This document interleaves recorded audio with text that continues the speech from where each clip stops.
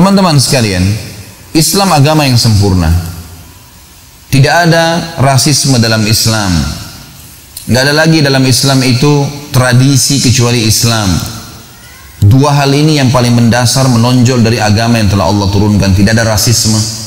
Tidak ada saya Arab, saya suku, saya bule, saya Jawa, saya Bugis. Nggak ada dalam Islam. Habis semuanya itu. Rasisme tidak ada. Buktinya kita kalau sholat di saf pertama, di saf kedua, siapapun di sebelah kita, mau orang kulit hitam dari Afrika, mau orang Arab, mau orang Melayu, sama saja. Hukumnya berlaku sama. Dan sama syarat-syarat sholatnya. Tutup aurat, hadap kiblat, yang membatalkan sholatnya sama semuanya. Halal haramnya Allah berlaku. Haramnya mengkonsumsi babi bagi orang muslim di Indonesia, haram juga di Amerika, haram juga di Jazirah Arab. Nggak ada bedanya. Maka dalam Islam tidak ada rasisme. Dan ini perlu digarisbawahi teman-teman sekalian. Jangan pernah munculkan rasisme sedikit pun. Tidak boleh. Haram dalam agama. Dalam sebuah riwayat sahih dikatakan, dan ini harus dibangkitkan, tidak boleh ada rasisme. Terus saya ulangi kalimat ini teman-teman sekalian, karena yang mematikan umat Islam justru kena rasisme. Saya dari suku ini, saya dari sini, kamu pendatang, saya orang di sini. Ini semua tidak ada dalam Islam. Semua ini buminya Allah. Dan Allah membuat beragam suku, macam bahasa, ya, perbedaan fisik, paras wajah, warna kulit, ini untuk variasi kehidupan, agar orang-orang manusia ini sadar ada penciptanya Allah yang memiliki keajaiban yang luar biasa. Dalam sebuah riwayat sahih, renungi baik-baik riwayat ini teman-teman sekalian. Pernah satu kali habis sholat asar, ada seorang dari Ansar, dari asli orang Madinah, sahabat Nabi mulia. Selesai sholat asar, lagi ngumpul-ngumpul, ngobrol-ngobrol di depan masjid Nabi SAW. Lalu ada satu orang dari Ansar bercanda, cuman bercanda. Dia bilang sama teman-teman dari Ansar asli Madinah, yuk orang Ansar kesini yuk, kita kumpul-kumpul. Sama misalnya kalau orang lagi di Bali sini mengatakan, ayo orang Bali di sini yuk, kita kumpul, gitu kan. Lalu sambil bercanda, dan dia mengatakan, orang muhajirin nggak boleh ikut-ikut ya. Ini pendatang nih, muhajir dari Mekah, jangan ikut-ikut ke sini. Tapi sambil ketawa gitu bercanda. Teman-teman dari muhajirin juga melihat hal yang sama. Oh, bercanda nih. Ada satu orang bercanda mengatakan, hai orang-orang muhajirin kesini yuk, ngumpul-ngumpul. Ansar nggak boleh ikut-ikut ya. Sambil mereka tertawa-tawa gitu, senyum saja.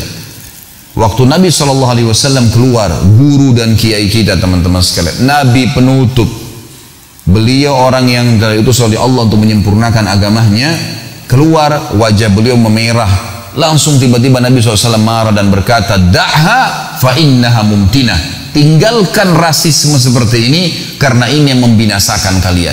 Padahal cuma bercanda sahabat. Gak boleh, bercanda pun gak boleh. Gak ada dalam Islam itu. Selesai. Mau pendek, mau tinggi, mau dari suku apapun, mau cacat, mau sempurna, mau kaya, mau miskin, mau penjabat atau orang biasa, dalam Islam tidak ada perbedaan. Kecuali dengan ketakwaan. Dan sabda Nabi SAW masyhur, la farqa bainal arabi wa ajami illa bittaqwa. Enggak ada perbedaan antara orang Arab dan orang ajam kecuali dengan ketakwaan. Jelas. Firman Allah SWT juga mengatakan jelas sekali, a'udzubillahi minasyaitonirrajim, ya ayyuhan nas, hai sekalian manusia, inna khalaqnakum min dzakarin wa untha wa ja'alnakum syu'uban wa qabaila lita'arafu inna akramakum indallahi atqakum. Al-ayat. Hai sekalian manusia, kami telah ciptakan kalian dari laki-laki dan perempuan, tidak ada jenis kelamin yang ketiga, laki-laki dan perempuan saja.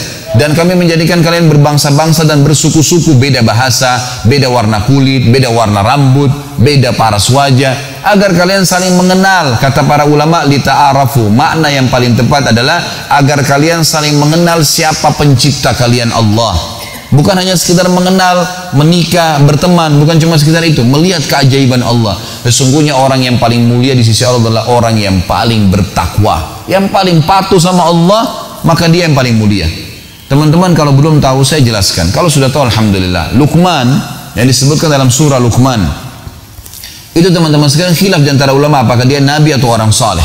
Tapi yang jelas disebutkan ciri Luqman dalam beberapa riwayat, orangnya dari padang pasir Afrika, kulitnya hitam pekat, badannya gemuk, orangnya pendek. Ini bukan aib bagi beliau, tapi Allah Subhanahu wa taala sebutkan namanya dan kekalkan dalam Al-Qur'an, gitu kan. Ini luar biasa karena ketakwaannya. Bilal alaihissalam Bilal radhiyallahu anhu dulu seorang budak Habasyah, diperjualbelikan, dipukul, dicambuk di Mekah. Tapi setelah masuk Islam teman-teman sekalian dimuliakan oleh Allah. Sampai kata Nabi SAW, wahai Bilal, apa yang kau lakukan sampai terompah sendalmu saya dengarkan di surga, sementara kau masih di sini. Kata Bilal radhiyallahu anhu sambil menangis, ya Rasulullah, saya tidak kerjakan apa-apa kecuali setiap habis wudu saya selalu kerjakan sholat 2 rakaat. Sampai keluarlah sunnah wudu itu. Tapi di sini kita lihat Allah SWT muliakan. Umar bin Khattab pernah mengutus Bilal kepada Khalid bin Walid di panca peperangan dari Madinah. Kata Umar, wahai Bilal, pergilah ke sana. Sengaja Umar bin Khattab mengutus Bilal, pergilah ke sana.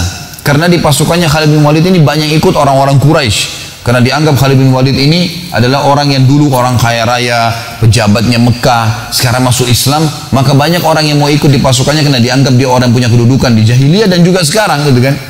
Mulailah muncul sedikit rasisme, muncul sedikit perasaan lebih baik. Maka Umar radhiyallahu anhu mendengar itu. Umar ingin menghancurkan rasisme ini. Dia utus Bilal dari Madinah. Kebetulan sampai informasi ke Umar radhiyallahu anhu bahwasanya Khalid bin Walid berkhianat dalam masalah ghanimah. Ada ghanimah yang disembunyikan. Padahal ini cuma dusta, fitnah. Umar radhiyallahu anhu sudah tahu siapa Khalid bin Walid. Enggak mungkin, ini sahabat Nabi yang mulia, jujur, amanah. Tapi Umar ingin menunjukkan sebuah poin yang lain. Maka Umar mengutus Bilal, mengatakan, Bilal, bawa surat ini kepada Khalid bin Walid di sana. Dan ingat, jangan bacakan surat ini kecuali kau sampaikan kepada dia salam saya dan katakan Amir Mu'minin Umar bin Khattab menyuruh engkau wahai Khalid meletakkan pipimu di tanah dan disuruh aku meletakkan kakiku di atas pipimu. Bilal waktu dengar itu, ya Amir Mu'minin, ini perbuatan yang berat. Khalid bin Walid disuruh letakkan pipinya di tanah lalu diinjak baru dibacain surat, itu nggak gampang. Gimana caranya? Dia juga bekas budak dulu di Mekah. Ya, itu. Maka kata Umar, pergi dan laksanakan tugas saya. Pergilah Bilal sampai ke sana ketemu dengan Khalid bin Walid lalu berkata, wahai Khalid, Amir Mu'minin bin Khattab menyampaikan pesan sebelum baca surat ini, kau harus letakkan wajahmu di tanah dan saya injak wajah kau sambil saya baca ini. Oh, Bilal sampai ketakutan sama Khalid bin Walid karena memang dulu punya kedudukan dan sahabat yang mulia, sekarang juga pimpinan perang. Maka Bilal kaget dengan imannya Khalid radhiyallahu anhu majma'in, sahabat yang sudah tertanam Islam dalam hatinya. Apa kata Khalid? Wahai Bilal, kerjakan itu. Dan itu benar dalam agama Islam. Jadi dia memang Khalid bin Walid juga sudah mencium di pasukannya ini ada sedikit muncul rasisme. Oh, ini kita dari Quraisy nih, berarti kita lebih hebat gitu. Maka Khalid bin Walid keluar memegang tangan Bilal sambil berkata, wahai pasukanku, Bilal, sahabat Nabi yang mulia dan tidak ada lagi rasisme dalam Islam, telah diutus oleh Amir Mu'minin untuk memastikan apakah saya berkhianat dalam ghanimah atau tidak dan bertanya kepada saya. Dan pesan Amir Mu'minin Umar bin Khattab agar saya meletakkan pipi saya di tanah dan disuruh Bilal menginjaknya sambil membacakan risalah Amir Mu'minin.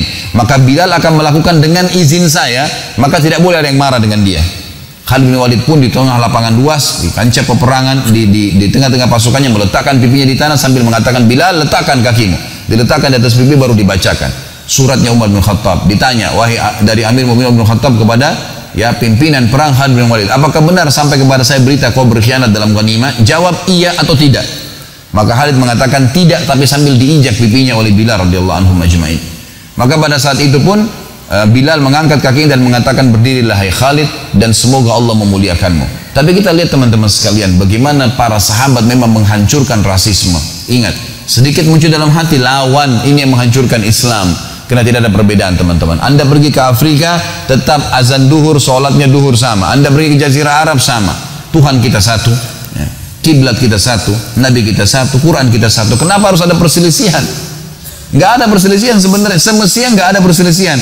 Dan perlu diperbaiki teman-teman sekalian, hadis yang sering disampaikan, mohon maaf, bahkan kadang-kadang dengan sebagian dai kita, ikhtilaf ummati rahmah. Ini hadis dusta, maudhu, bohong, tidak pernah Nabi SAW sampaikan.